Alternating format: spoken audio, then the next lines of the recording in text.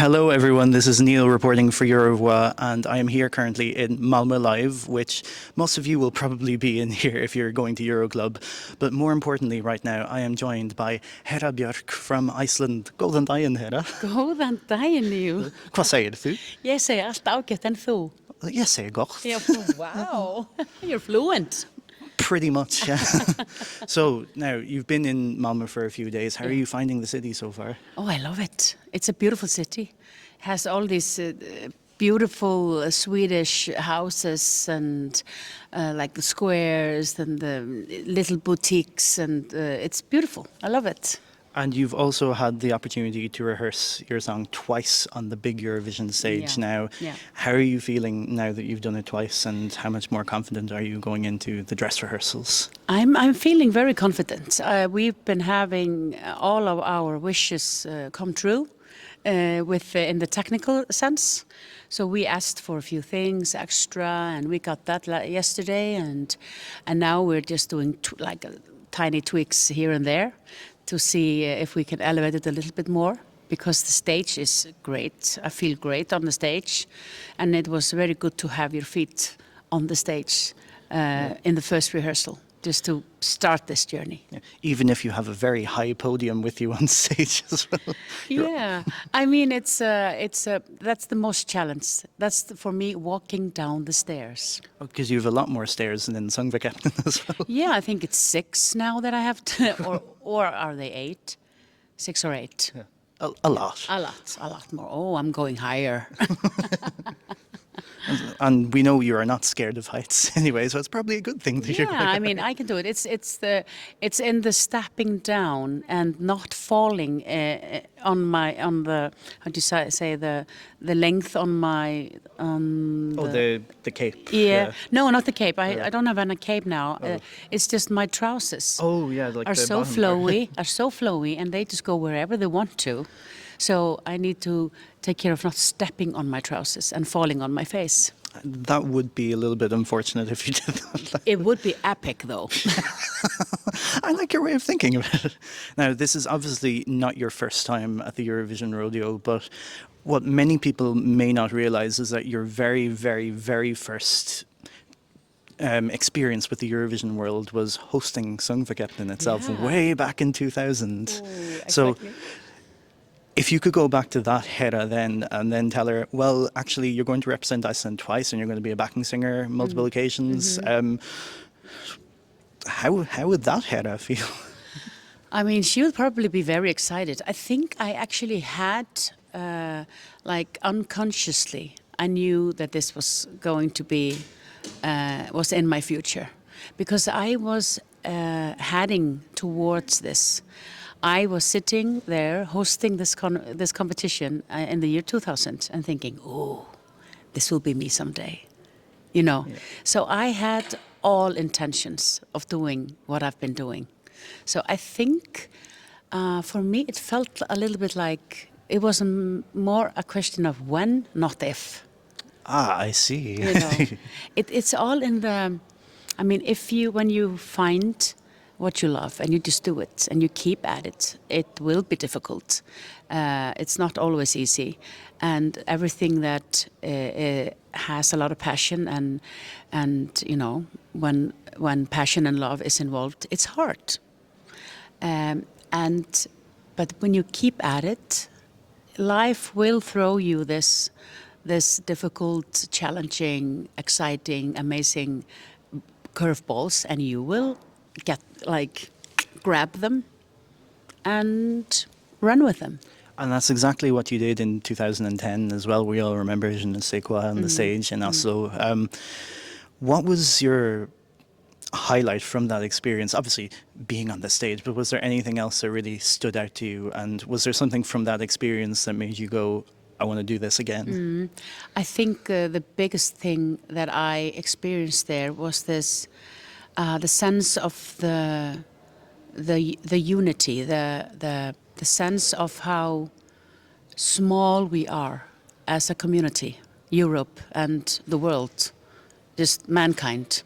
How simple this is. It's all about connecting, meeting up like you and me are doing now, having a little talk, like a nice smile every now and then, and an eye connection, and then you know we are all the same. We are all just wanting the same simple thing, and that is to live happily ever after, with everything that all the shit that's thrown at us. Amen to that. Happily ever after with all the shit. So, but that's life. So it struck me in Oslo how alike we all are. We think we are so much like different if we come from another country, if we come from another like part of the world, if we're from Australia or if we're from Greenland or Asia. But we're all the same. We're all the same. And that was my biggest learning, how do you say? Yeah, that was my like aha moment at that time. So I find it just absolutely amazing to come to Eurovision, and I've been lucky enough to come or to go to Eurovision like every now and then since 2010, and I always step into the same happy bubble.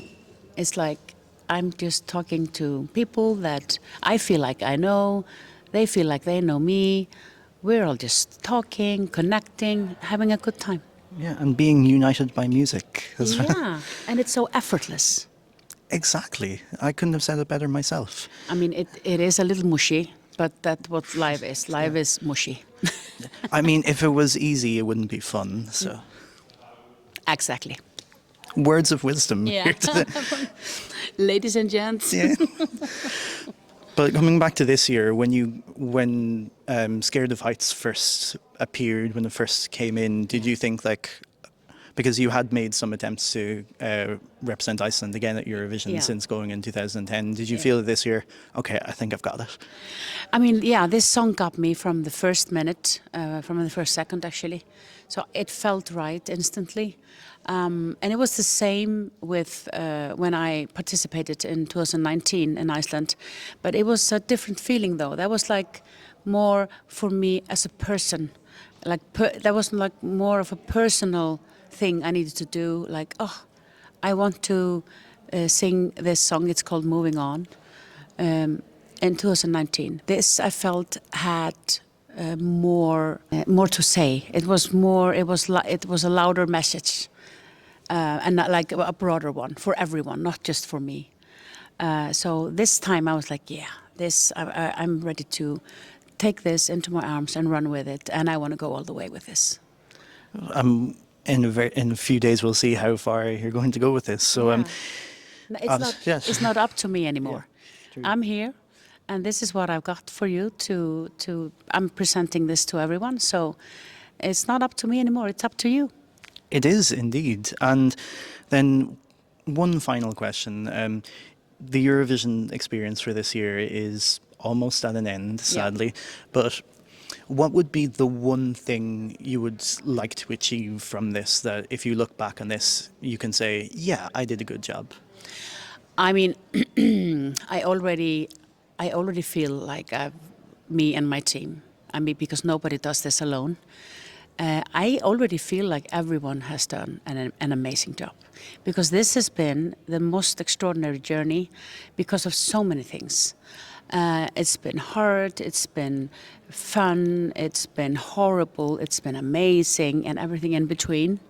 So I think we've all done amazing and so well, and like just keep going, minute by minute, day after day. And what we will take out of this is definitely that friendship, all these, how do you say, all these moments where we needed to face our fears and take the critics and just go, we disagree. Or we agree to disagree, So I think it's the people and the memories that I will take with me, like from last time. But I know that I will be seeing a lot of you in the coming months, in the following months, in events all around the world. And years even. Years, maybe decades. Maybe, yeah. So I know this is not the beginning or the end of everything. This is a journey, and it keeps on going. Well, I came here for an interview today. I think I might have gotten more life advice than an interview. But Well, I'm, speaking of that, I'm going to give you a personal one. oh, And this is a deck of wisdom from my very best friend in Iceland. Her name is Sigga Kling. She's one of our like amazing fortune tellers. She's like a witch in the best way possible. And she wants you, with love from Iceland, to draw one from this deck. And that is meant for you.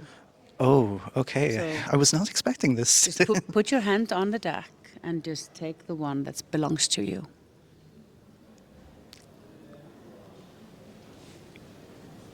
Ooh, and read it. We not only need to be willing to give, but open to receiving. Yeah. Very a multi-use one, I think. Yeah, I mean, let me see it. Yeah, I think you are a giver. Yeah. You are a giver. I think this is telling you you need to be more open to receiving, like from others, all kinds of things. Ooh. Because you are a giver by heart, and givers sometimes forget to receive. True, yeah. So this is yours. Keep it. Keep it close. I shall. Like, this is... Let's start receiving. Let's start receiving, everyone. So, Hera, tack fyrir for talking to me today. Takk fyrir sömuleiðis. And don't forget to like this video, subscribe to this channel, follow Eurovoix.com on all of our socials for all the latest Eurovision news from Malmö. And remember to listen to the Eurovoix podcast wherever you get your podcasts. So from me and Hera, until next time, bless, bless. Bless, bless.